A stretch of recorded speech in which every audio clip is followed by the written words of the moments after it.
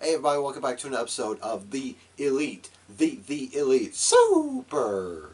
Mm-hmm. I'm War Machine MJ. With Rodimus Prime. And because I was under the weather last week and we didn't hang out, we didn't do an all Elite Dynamite episode last week. So we're going to be doing a super episode this week. Yep. So let's go ahead and kick off with from the 12th from the HEB Center in Austin. So we kicked the show off with AEW World Tag Team Title Championship rematch. No, I just said title championship. Shut up. Anyway, it was a rematch between SCU and Omega and Page. Mm-hmm. As soon as the bell rang, we got a promo from Dark Order. You know, once again, the Exalted One's coming, blah, blah, blah, blah, blah. Yeah, basically targeting SCU and Christopher Daniels. Yeah, basically saying, you know, people you think you're close to might be in the Order. Yeah. Of course, that prompted Christopher Daniels to go into the back to check on things. Very sketchy indeed. You know, I like the Dark Order. They just went about them the wrong way. Yeah. I kind of feel like the Dark Order is being forced. Well, I mean, they wouldn't have to be forced if they had done it the right way. Right now, they worked backwards from what they were supposed to do. What they should have done was run those vignettes. Run them first, then slowly introduce the Order. Yeah. But it was more like, here's Dark Order, then we're going to run the vignettes. Yeah. So basically, they're going backwards. And, yeah. Yeah, because that's why they had that cold debut at Double or Nothing. I want to say Double or Nothing, or might have been one of the other pay-per-views, Fyter Fest. Yeah, it was one of the early pay-per-views because it was Best Friends against Angelico and Jack Evans. Yeah. And Best Friends were attacked after the match. And the whole crowd chanted, "Who are you?" Yeah, anyway, yeah, this was, as far as SCU and then Page and Omega, this was one hell of a match. I mean, when have they not had a bad match? That is the question. When have they not had a bad match? Yeah. AEW doesn't have a whole lot of bad matches. It's just their direction is kind of missing compared to NXT. Yeah. Because, I mean, NXT is a solid program every week. AEW, it's kind of like, why'd they do this? Or why did they do that? Where are they going with that? Yeah. Unless it's Britt Baker insulting Tony Schiavone. Calling him a shitty barista, or more like me, I'm a dentist, me, look at me, I'm so pretty. Or having a cup with a Starbucks cup with Tony Schiavone's face on there and misspelling his name. Jesus Christ. Anyway, yeah, this was a fantastic match. However, in the end, Page and Omega are still the champions. Afterwards, the Dark Order hit the ring, beating up on SCU and Omega and Hangman. Of course, the Best Friends and the Young Bucks come out and make the save. Of course, Hangman grabs a beer and walks off.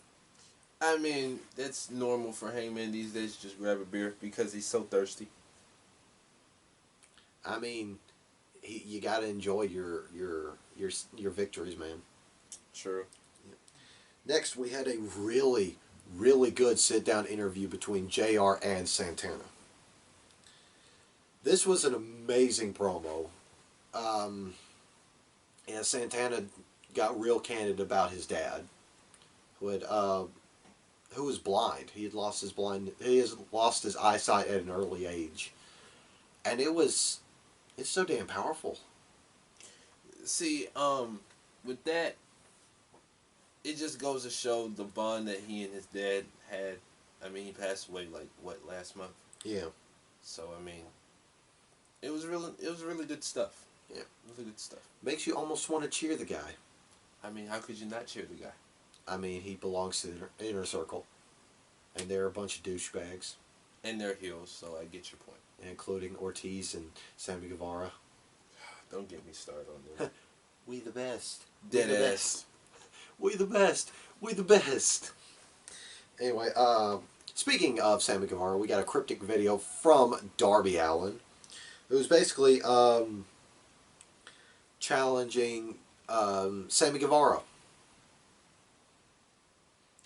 Yeah, because Sammy Guevara got taken out by...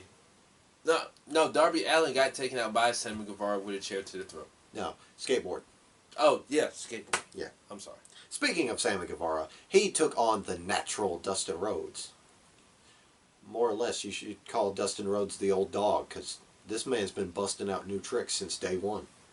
I mean, it's really ridiculous to see that people like him, who've been in the game like 25, 30 years, still can bust out moves that these young cats are doing nowadays. So it's weird. The most impressive one is still Ricky Morton. Fucking Canadian Destroyers. And Suicide Dives. And Suicide Dives. Jesus Christ. Yeah, Dustin Rhodes got the victory with the final reckoning, not the final cut, the final reckoning. And of course, after the match, Dustin Rhodes picks up the pipe as Guevara and Hager were walking up the ramp. And he yells, "Turn around." Hey, Guevara turns around and he's like, "No, not you. Jericho's bitch." Ah! So Hager turns around and Dustin says, "You broke my arm and I'm coming to collect. So I'm challenging you at a match at Revolution. So get in this ring and accept." Hager takes a couple of steps forward and says, "Screw it," turns around and walks off. So Revolution, we're going to get the debut of Jake Hager. Yes, he will be taking on Dustin Rhodes. That should be a decent match.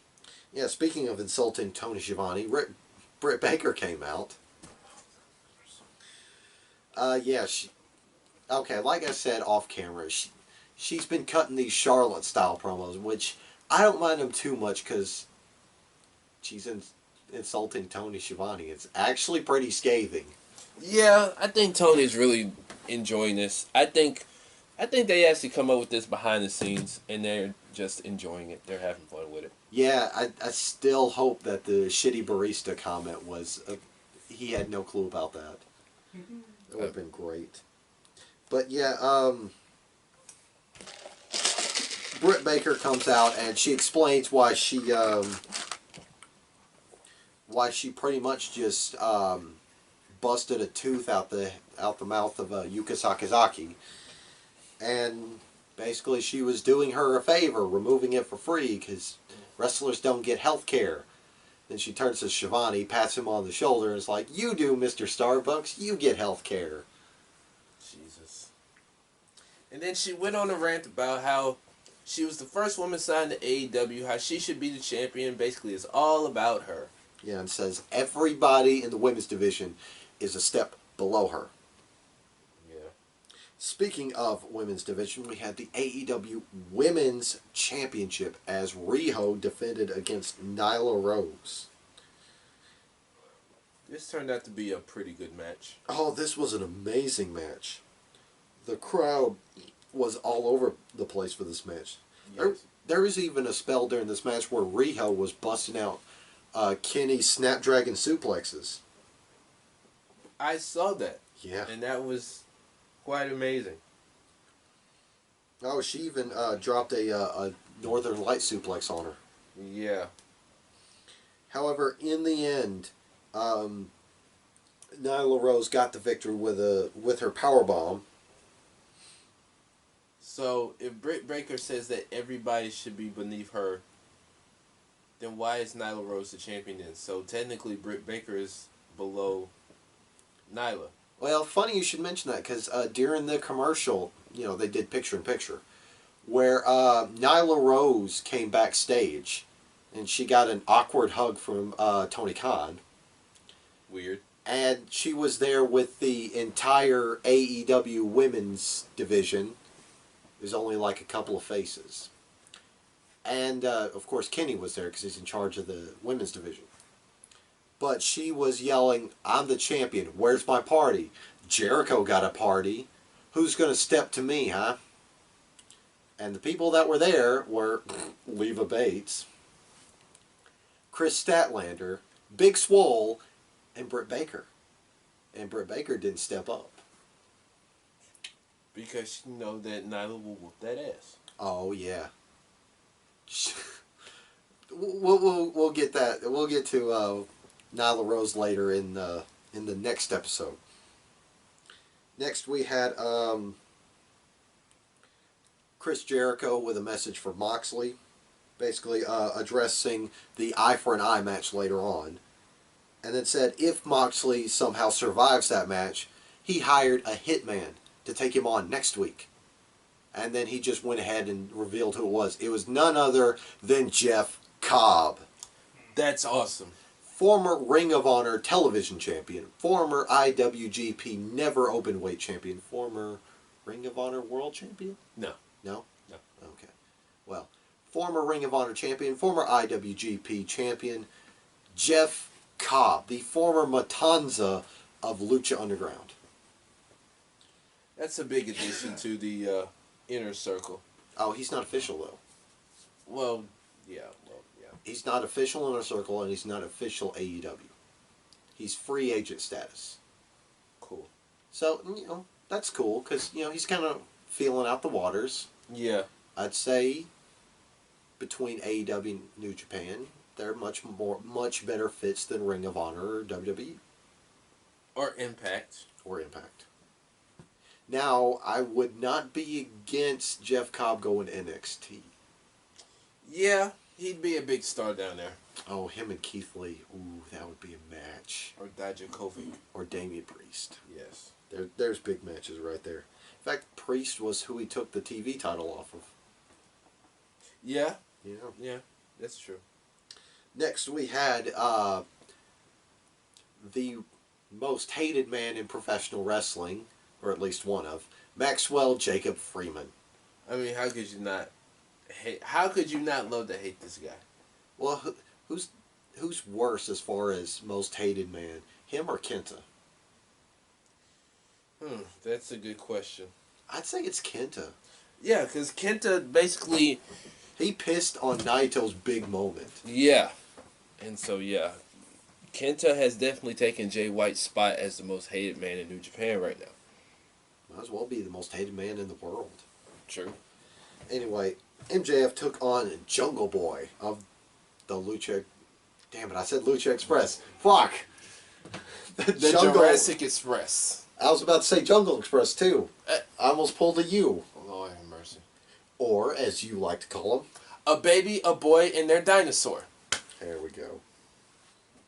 God, that was so uncute. That was... That's your shtick now. You're just going to call them a baby, a boy, and their dinosaur. I mean, it's basically what they are.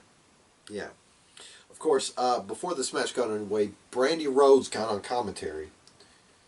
And I liked her commentary during this. I think I missed her commentary. Uh-oh. My bad.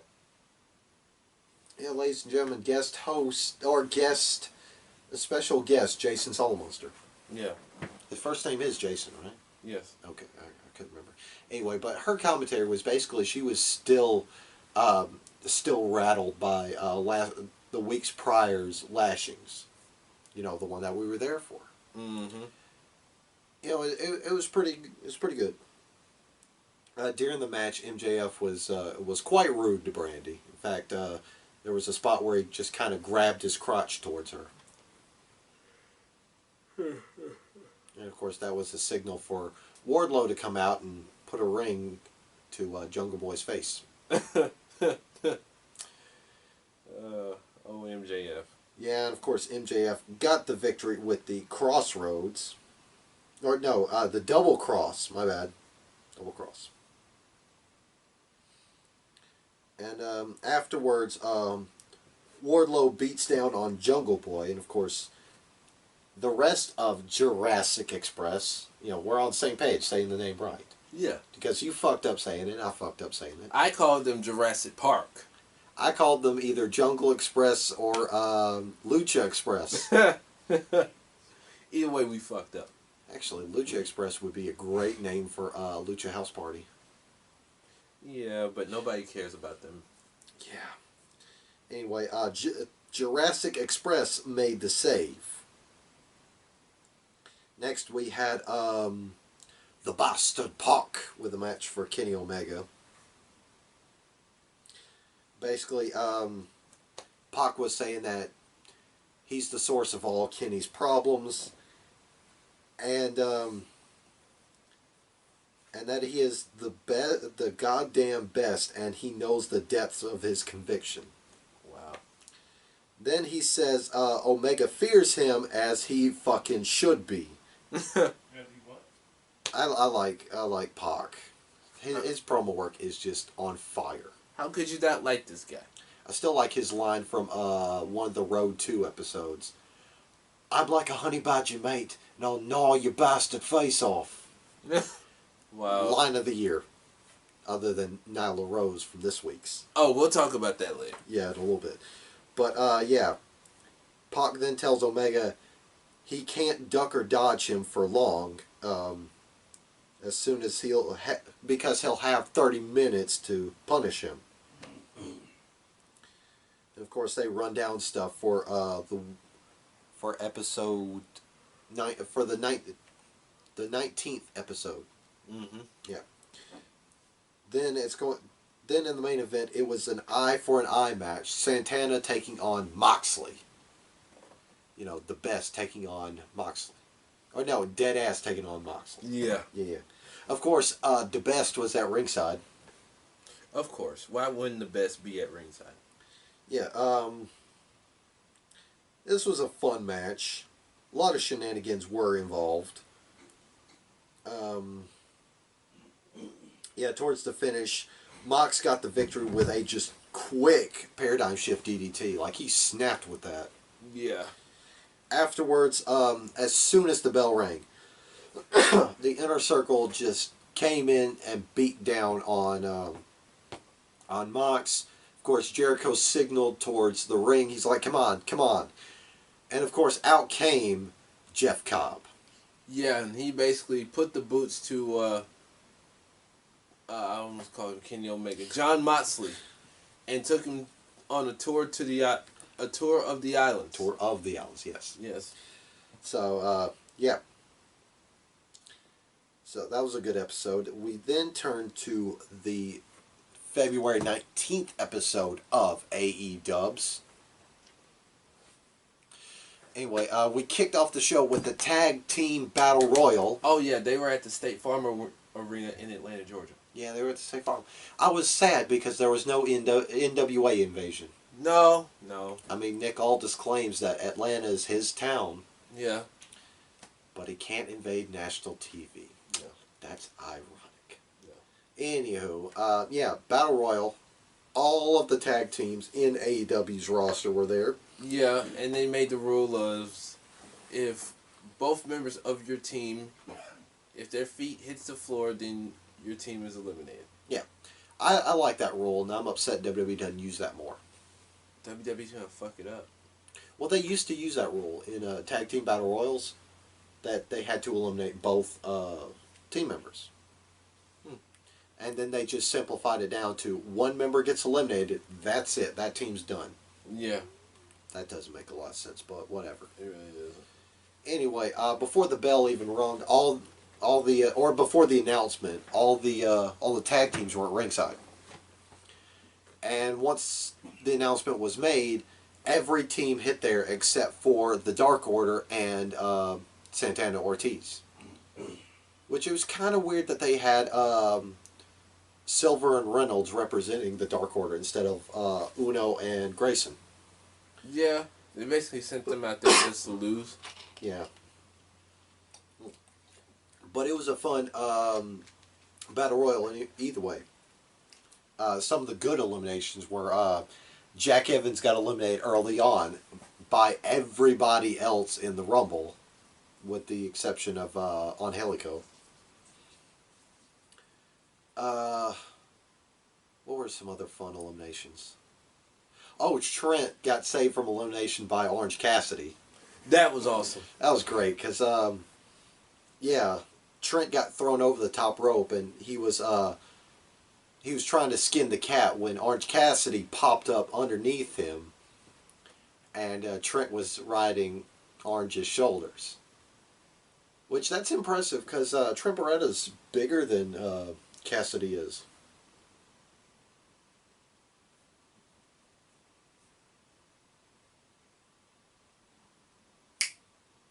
Oh. Yeah, you crashed. Oh, my bad. My bad. But, yeah. I'm pulling the mainstream here. Yeah. As soon as SCU got eliminated, Scorpio Sky dove right over the barricade and laid into Evil Uno and Stu Grayson, who were sitting at ringside, with their pedophile-looking announcer. Yeah. Yeah, that guy looks like a pedophile. No offense to him, but he looks weird. He looks... I don't know what to say about this guy. He looks crazy. Anywho, Give me a drink real quick. Yeah, Scorpio Sky flew clear across the barricade. And that just caught me out of nowhere because I was like, "Oh snap!" He Yeah. did get good landing though.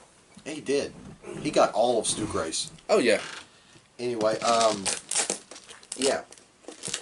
Later on down the line, Shima got eliminated. Of course, he was the last member of Strong Hearts left alive in the match. He got an invitation from the Dark Order. He took the mask, but as Tony Schiavone said, he never said no. He never said yes, but he did say no. Yeah. So that's quite interesting. That's quite interesting. Anyway, the final four teams were the Butcher of Butcher and Blade, no Bunny. Matt Jackson of the Young Bucks.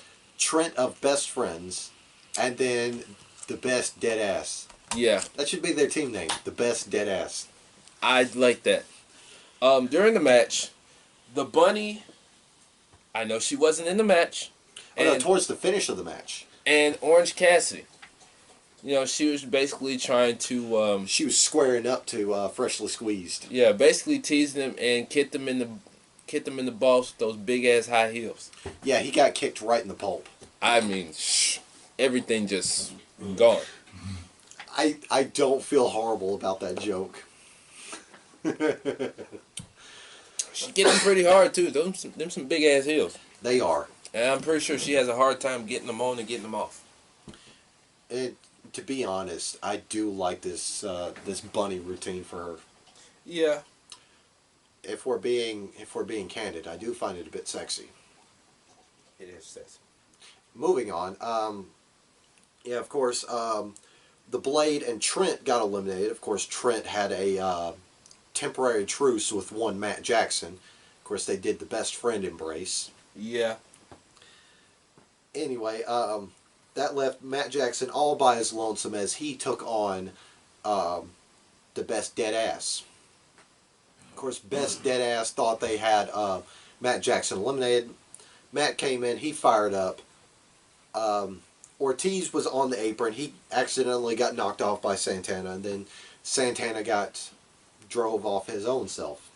Yeah. And so Matt Jackson not only has to deal with the bad back from wrestling, but he has to deal with the bad back from carrying the Young Bucks to the victory. As him and Nick Jackson will take on Hangman Page and Omega at Revolution for the tag team title straps. That should be awesome. That's going to be a killer match. Better yet, it will be awesome. It will. Dead ass. It's going to be dynamite. Mm-hmm. Next, we had Britt Baker on commentary. Yeah, basically telling everybody, look at me, look at me. I'm a dentist, look at me. Here, Tony, I got you coffee. And it was a Starbucks cup with Tony's face on there. And his name spelled wrong. She spelled it Toney.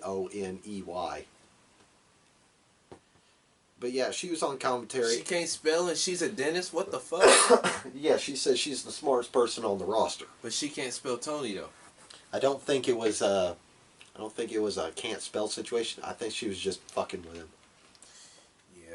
I tell you, they're gonna have some Starbucks-esque merchandise for Tony Schiavone.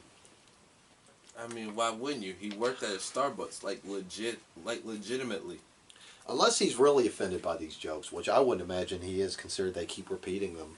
Yeah, that's why I say behind the scenes, I'm pretty sure, Pretty sure he gets a kick out of it. Yeah.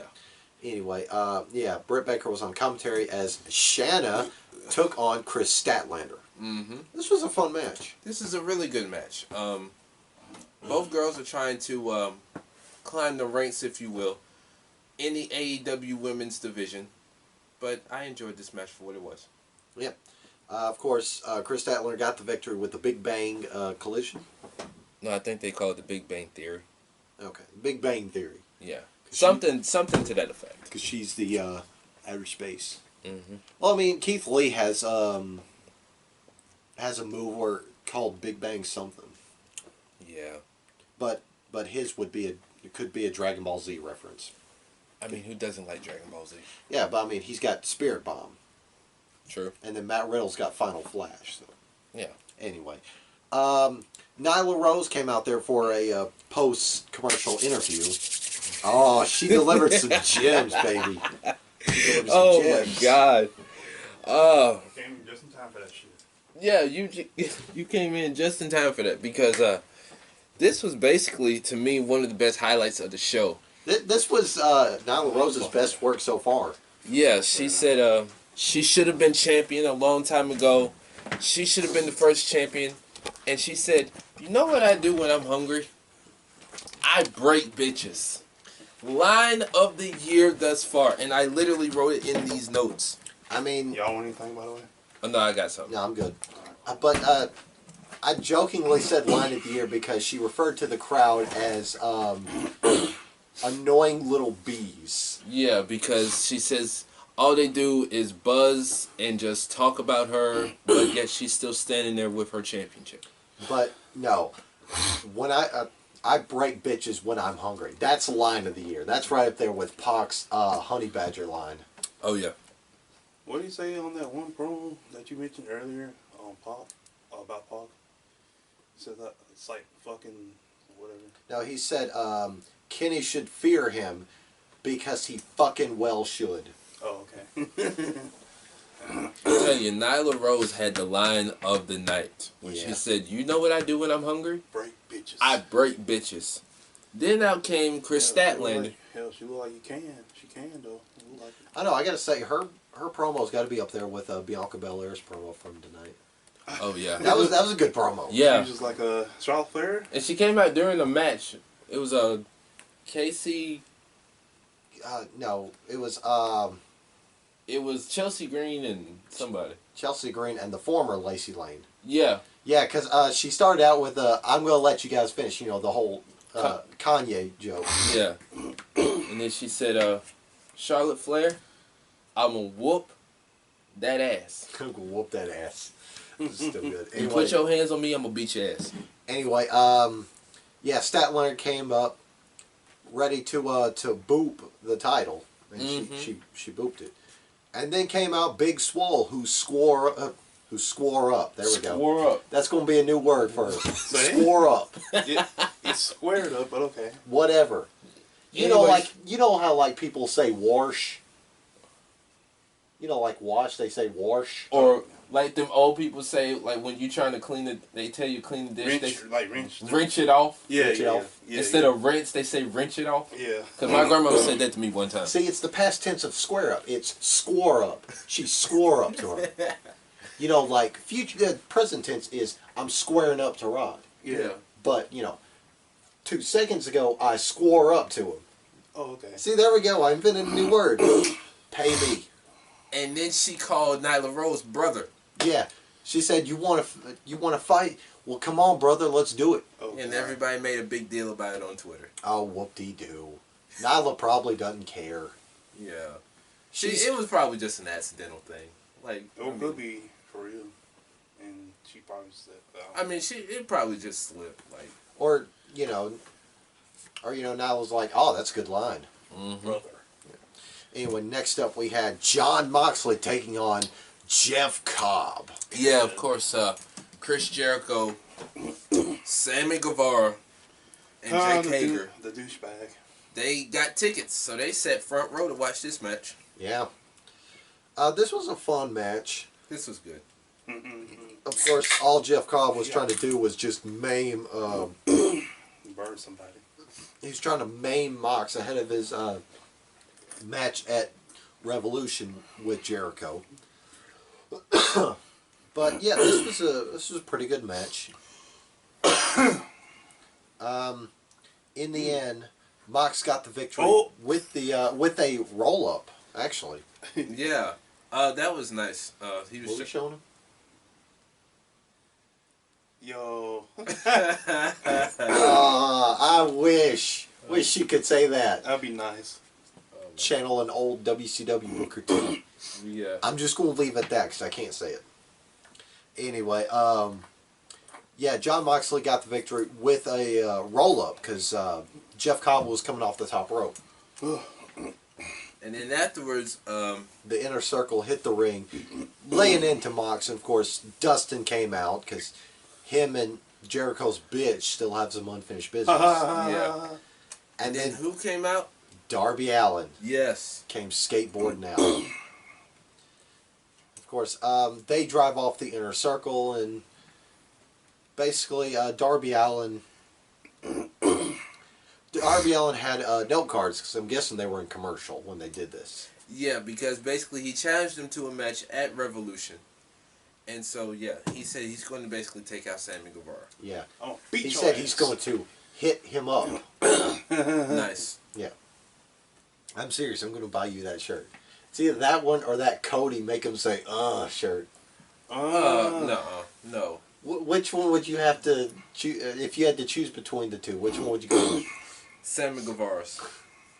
Yeah, because that Cody make him say, shirt looks like throw up, man. It looks like something that was made in a 3rd grade class. It looked like something somebody made back in 05, 06. You know, when they would take those cartoon characters and make them look gangster? Yeah. Yeah, that's what it looked God, like. that's so fucking ghetto. I swear to God. It was so. A lot of people wore that stuff, though. I know though. It was cool though, but at the same time, that's how it was, man. Yeah. I'm cool with it though. Don't get me wrong. I kind of like that shit. That was like middle school and high school for us. Hell yeah. Anyway, That next Tweety Bird, fucking FUBU and shit. I had like Bugs Bunny with like diamonds on the ring looking cracked out. I'm Yeah. like, dude, what the fuck? Anyway, they probably made killer money off that merch. Honestly, Yeah. yeah, because a lot of people wore that shit. Yeah. Next, we had the AEW Tag Team Championship as Omega and Paige took on Lucha Bros. Can we just say this was one of the best matches of the year, and we're not even halfway through the year yet? Jesus Christ. We're not even a quarter of the way through. Shit, excuse me. Anyway, yeah, this was a barn burner match, and of course, I did pick up on a pattern. Every match, Hangman Page lays out Kenny with the buckshot. That is true. Facts. I'm not the only one who's noticed that too. I noticed that too. Yeah, but you didn't pick up on it until I said something about it. Well, true. I did the same thing. I hadn't noticed it until you said something. I mean, it's a constant pattern, but like you said, you were the first one to to say something about it. I mean, you think them this far as a tag team, they would have actually, gotten around that. Yeah. Anyway, but yeah, Paige and Hangman, Paige and Omega. Paige and Hangman. They really do need a team name. Yeah, remember on BTE when Kenny was trying to come up with something? And they ripped off Marty and Flick Take Japan. Mm-hmm. It's stupid, Kenny. Never work. It's dumb as hell. It's stupid. It's not going to work. It's going to fail. It's dumb.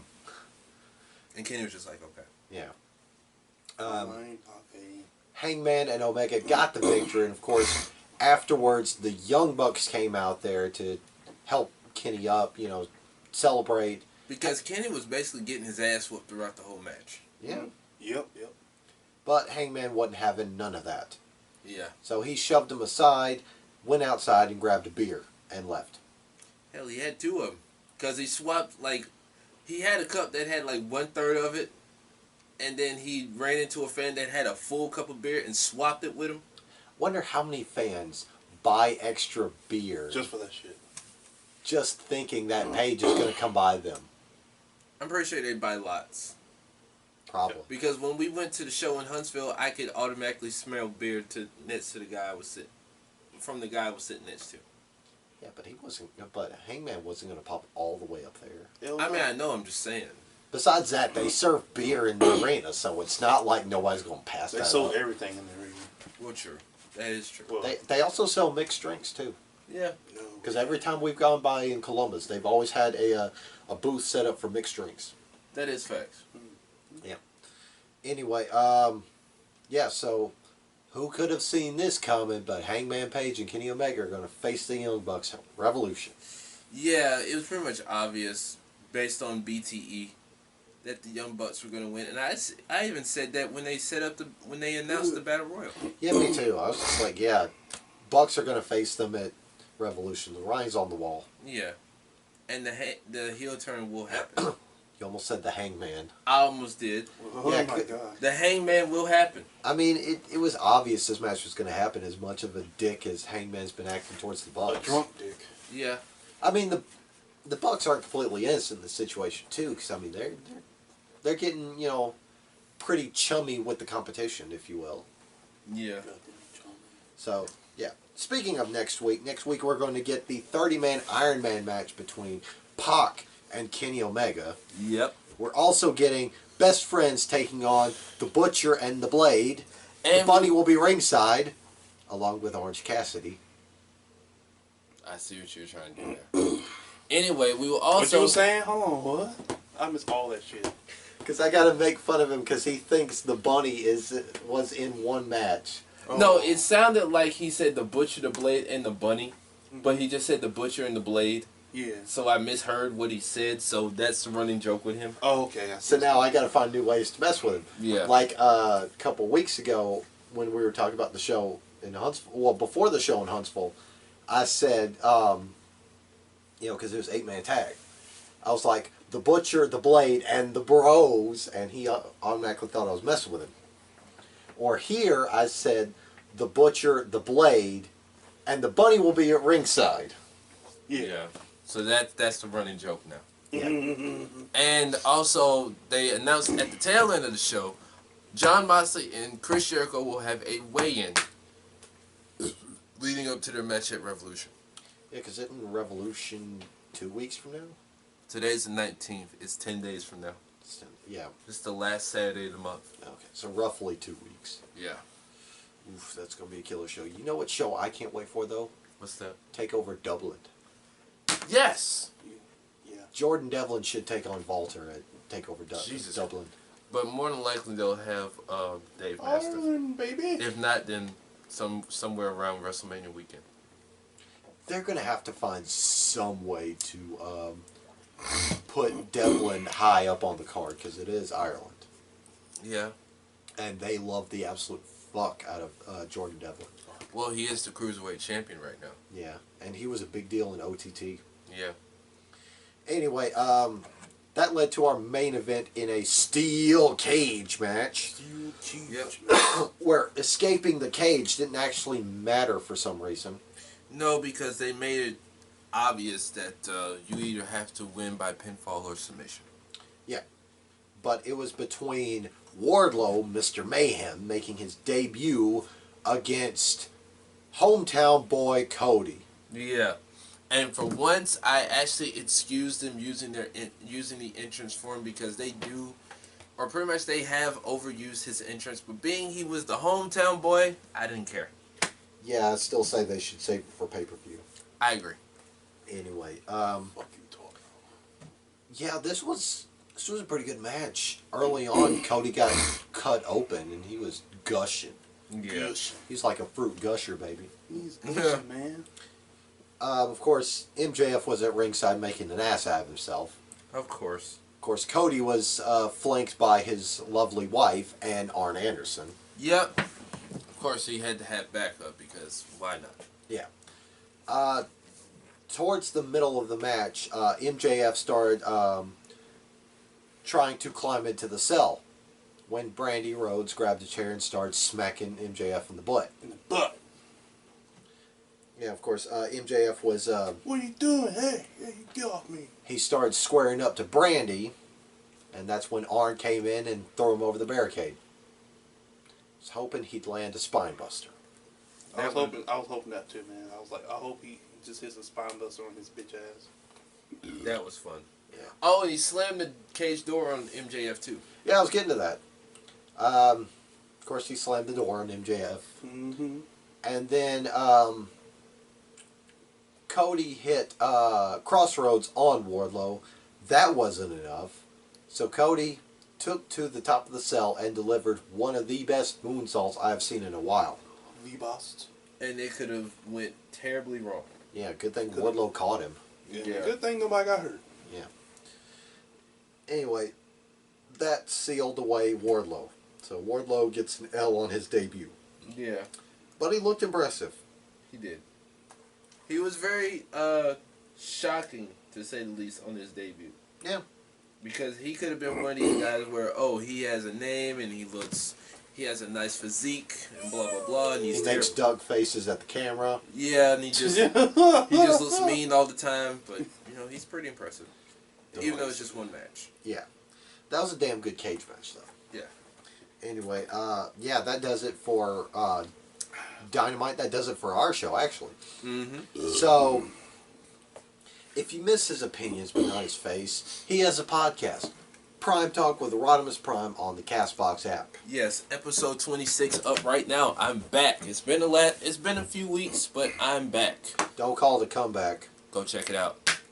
Anyway, if you miss this guy... Anyway, that does it for our show. I'm War Machine MJ. I'm Rodimus Prime. I'm Mainstream Malcolm. And we'll see you guys next time. I feel a lot better now.